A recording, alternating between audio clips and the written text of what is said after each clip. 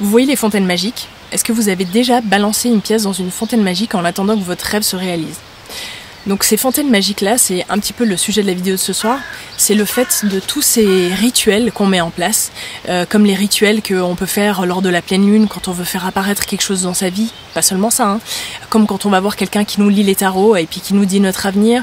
Ça peut être aussi les éclipses, les portails qu'il y a dans la vie, tous ces petits rituels-là qu'on fait et que d'autres personnes ont fait et qui nous ont conseillé ces rituels en nous disant bah tu vois ça marche. Parce que pour moi ça a marché. Le fait qu'on nous dise pour moi ça a marché, ça fait que dans notre réalité on est plus prêt à l'intégrer. Et quand il y a quelque chose qu'on n'a jamais vu faire, bah du coup on se dit c'est pas possible. Et le but de la vidéo ce soir c'est pour vous aider à reprendre la magie.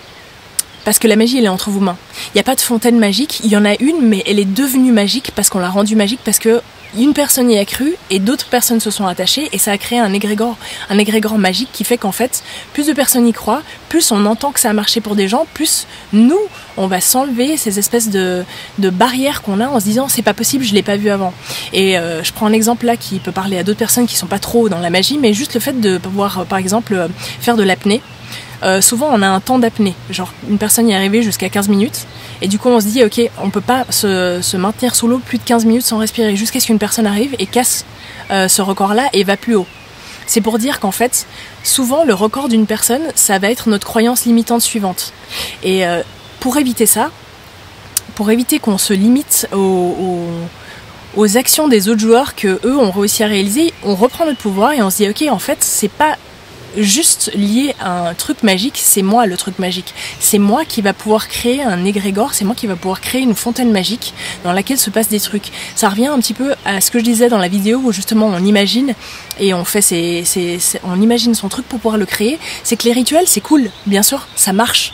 Mais vous n'avez pas besoin de ça. Vous pouvez faire vous-même votre propre rituel ou alors ne pas faire de rituel du tout et que ça fonctionne.